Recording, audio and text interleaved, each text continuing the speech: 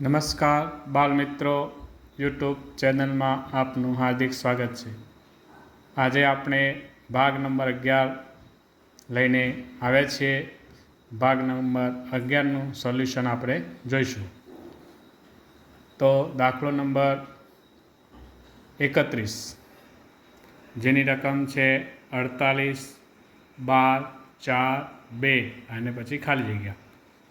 હવે આપણે જોઈએ તો પહેલી અને બીજી સંખ્યા વચ્ચે જોઈએ તો ગુણાકારનો સંબંધ છે। 48 છે, અહીંયા 12 છે, એટલે 48ને એટલે કે અહીંયા આપણે ભાગાકાર જે છે એ ભાગાકારનો નિયમ અહીંયા છે કે 48 ભાગ્યા 4 કરશું તો આવશે 12, એટલે 48 ભાગ્યા 4 એટલે 12, 12 અહીંયા 4 છે એટલે 4 તેરી 12, અહીંયા ભાગ્યા 3 કરશું એટલે આવશે 12 ભાગ્યા 3 એટલે 4, એટલે અહીંયા ભાગાકારમાં ક્રમિક ઉતરતી સંખ્યા જે છે તેનો નિયમ છે 4, 3, પછી હવે 2 વડે ભાગાકાર એટલે 4નો 2 વડે ભાગીશું તો 2 આવશે। તો પછી હવે એની પછી સંખ્યા કઈ આવશે તો ભાગ્યા 1, 2 ભાગ્યા 1 એટલે 2, 2 એકા 2, એટલે આપણો જવાબ આવશે 2। એટલે અહીંયા નિયમ છે ક્રમિક ઉતરતી પ્રાકૃતિક સંખ્યા વડે ભાગાકાર, આ નિયમ અહીંયા લાગુ પડે છે। ત્યારબાદ દાખલો નંબર 32 જેની રકમ છે 11, 12, 13, 15 ખાલી જગ્યા અને 17। તો બાળમિત્રો, આ રકમ લાંબી છે એટલે આમાં જે છે તે મિશ્ર શ્રેણીનો આ દાખલો છે। તો અહીંયા આપણે જોઈએ તો પ્રથમ શ્રેણીમાં 11 પહેલી સંખ્યા, ત્રીજી સંખ્યા, પાંચમી અને પછી સાતમી, એટલે આપણે અહીંયા જવાબ શોધવાનો છે બીજી એક અંતર શ્રેણીનો છે। એટલે અહીંયા આપણે જોઈશું તો 12 અને 13, એટલે અહીંયા +1 થાય છે, તે જ રીતે 13 અને પછી તો અહીંયા +1 કરશું તો આપણે શું જવાબ આવશે તો કે 14। તો અહીંયા આપણે જોઈએ તો બીજી એકાંતર શ્રેણીમાં સમાન સંખ્યાનો ઉમેરો થાય છે, એટલે કે 1 + 1, આગળ જશું તો પણ એ રીતે સંખ્યા વધતી જશે, બરાબર, એટલે આપણો જવાબ આવે છે 14। ત્યારબાદ દાખલો નંબર 33 જેની રકમ છે 4, 27, 16, 125, 36, પછી કઈ સંખ્યા છે તે જોઈએ। તો બાળમિત્રો, આપણે આગળ જોયું તેમ વર્ગ અને વર્ગમૂળ, ઘન અને ઘનમૂળ એના દાખલા આપણે જોયા હતા। તો અહીંયા આપણે જોઈએ તો 4 જે છે તો 2નો વર્ગ 4, પછી 27 છે એટલે 3નો ઘન છે, અહીંયા 16 એટલે 4નો વર્ગ 16, 5નો ઘન એટલે 125। એટલે અહીંયા કયા પ્રકારની શ્રેણી છે તો કે અહીંયા વર્ગમૂળ, ઘનમૂળ, વર્ગમૂળ, ઘનમૂળ। બીજું કે અહીંયા બેકી સંખ્યા આવે છે, વર્ગમાં 2, 4, 6, હવે પછી આવશે 8, તેવી જ રીતે અહીંયા ઘનમાં 3, 5, 7, એ રીતે અહીંયા ક્રમિક એકી સંખ્યાનો ઘન છે। તો અહીંયા આપણે જોઈએ તો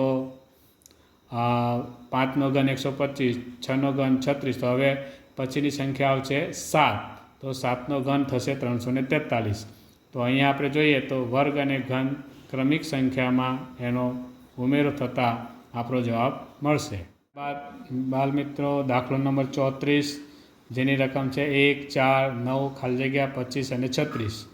હવે આપણે આમાં પણ જોઈએ તો 1 અને 4 છે, તો આપણને 1 થી તે 30 સુધીના વર્ગ આપણને ખબર છે, એટલે સંખ્યાને જોઈને આપણને ખ્યાલ આવે કે અહીંયા વર્ગનો જ દાખલો, વર્ગમૂળનો દાખલો છે।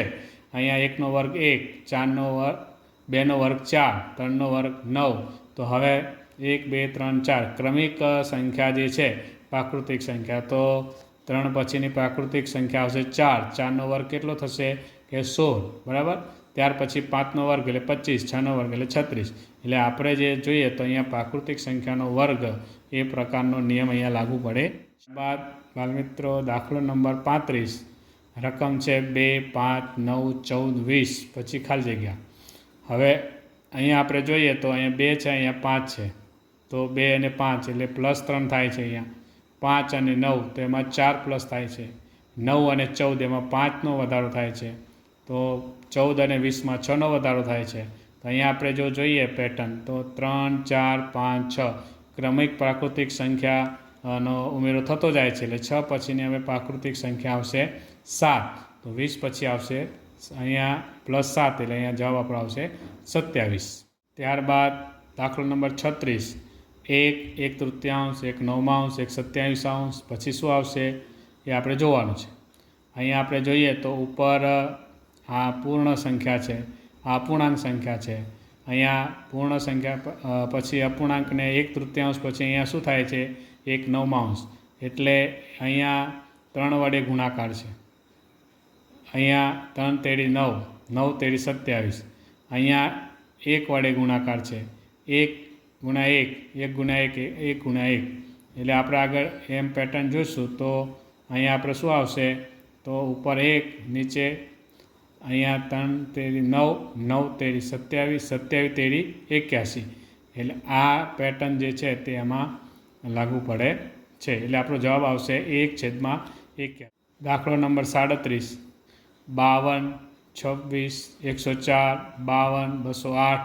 પછીની સંખ્યા કઈ? તો બાળ મિત્રો અહીંયા આપણે જોઈને જ ખ્યાલ આવી જાય કે અહીંયા 52 છે, અહીંયા 26 છે, એટલે 52ના અડધા 26 થાય છે. એટલે અહીંયા ભાગાકાર થાય છે એટલે ભાગ્યા 2. અહીંયા પાછું એનાથી ઉલટું છે, 26 પછી સંખ્યા 104 થાય છે. તો એનાથી વધે છે, કેટલા વધે છે તો કે 4 ગણા વધે છે. એટલે 26 ચોક 104. પાછું આપણે અહીંયા સંખ્યા જોઈએ તો ઘટે છે. તો 104ના અડધા કરીએ તો શું થાય 52, એટલે 104 ભાગ્યા 2. અહીંયા કયા પ્રકારની પેટર્ન છે તો કે ગુણાકાર અને ભાગાકાર. અને કેવી રીતે છે તો કે 2, 4, 2, 4. 2 વડે ભાગાકાર, 4 વડે ગુણાકાર, 2 વડે ભાગાકાર, 4 વડે ગુણાકાર. હવે શું આવશે તો કે 2 વડે ભાગાકાર. તો અહીંયા હવે 52 ચોક 208 થયા. તો એ 208 ભાગ્યા 2 કરશું તો આપણો જવાબ આવશે 104. તો અહીંયા આપણે જોઈએ તો ગુણાકાર અને ભાગાકાર, ચોક્કસ સંખ્યાનો ઉમેરો ચોક્કસ સંખ્યા વડે ગુણાકાર અને ભાગાકાર એ આ દાખલાની અંદર આપણને જોવા મળે. બાદ દાખલો નંબર 38, જેની રકમ છે 1/2, 3/4, પછી 7/16, 9/32. તો હવે આપણે જોઈએ તો આમાં પણ મિશ્ર સંખ્યા જે છે મિશ્ર શ્રેણી છે. ઉપર આપણે જોઈએ તો અહીંયા 1, 3, ખાલી જગ્યા 7 અને 9. આ ઉપરની જે સંખ્યાઓ છે ને આપણને ખ્યાલ આવે કે એકી સંખ્યાઓ છે. તો 1, 3 છે તો પછીની સંખ્યા કઈ આવશે 1, 5, 7 અને 9. નીચે જોઈએ તો આપણને 2, 4, અહીંયા 16, 32 એટલે બેકી સંખ્યા ખબર પડે. તો 2 દુ 4, 4 દુ 8, 8 દુ 16, 16 દુ 32. આ પેટર્ન નીચે આપેલી છે. એટલે કે એકી સંખ્યા અને બેકી ચોક્કસ સંખ્યા એટલે બમણા એના થતા જાય છે. એ પ્રકારની પેટર્ન આ દાખલાની અંદર આપેલી છે. બાદ 39મો દાખલો, જેની રકમ છે 1, 10, 19, 28, ખાલી જગ્યા અને 46. હવે અહીંયા જોઈએ તો આપણે 1 અને 10, તો 1 ને +9 કરો તો 10 થાય. 10 પછી 19 છે, 10માં પાછા આપણે 9 ઉમેરીએ તો આપણે 19 થાય છે. અહીંયા આપણે જોઈએ તો 9, 9નો વધારો થાય છે. તો 1 + 9 એટલે 10, 10 + 9 એટલે 19, 19 + 9 એટલે 28, 28માં 9 ઉમેરશો તો થશે 37. આગળ પેટર્ન ચાલુ જ છે તો પાછા 37માં 9 ઉમેરશું તો અહીંયા જવાબ આવે 46. તો અહીંયા આપણે જોઈએ તો સંખ્યાની અંદર સમાન સંખ્યાનો ઉમેરો આ નિયમ જે છે તે સરવાળાનો નિયમ અહીંયા લાગુ પડે છે. ત્યારબાદ દાખલો નંબર 40, જેમાં રકમ છે 12, 144, 1728 અને ખાલી જગ્યા. બાલ મિત્રો, દાખલાની રકમ નાની છે પણ રકમ મોટી છે. આમ સંખ્યાઓ ઓછી છે ને એની કિંમત મોટી છે. અહીંયા જોઈએ તો 12નો વર્ગ એટલે 144 થાય. એટલે 12 વડે અહીંયા ગુણાકાર છે આપણને ખ્યાલ આવે. તો અહીંયા 12 વડે છે તો અહીંયા પણ આપણે જોઈએ તો 144ને 12 વડે ગુણશું તો જવાબ આવશે 1728. અહીંયા 12 વડે ગુણાકાર, અહીંયા પણ 12 વડે ગુણાકાર. તો હવે પછીની સંખ્યાનો પણ 12 વડે ગુણાકાર થશે. તો આપણે 1728 ગુણ્યા 12 કરશું તો અહીંયા જવાબ આવશે 20,737. એ જવાબ આપણને મળશે. તો આપણે કહી શકીશું કે આ દાખલાની અંદર સમાન સંખ્યા વડે ગુણાકારનો નિયમ લાગુ પડે છે. તો બાલ મિત્રો, આજે આપણે સરળ દાખલાનું સોલ્યુશન એટલે કે હળવા દાખલા જે છે તેના સોલ્યુશનના 10 દાખલાનો આપણે ઉકેલ આપણે મેળવ્યો. હવે પછી આપણે ભાગ નંબર 12ની અંદર મળશું. નમસ્કાર.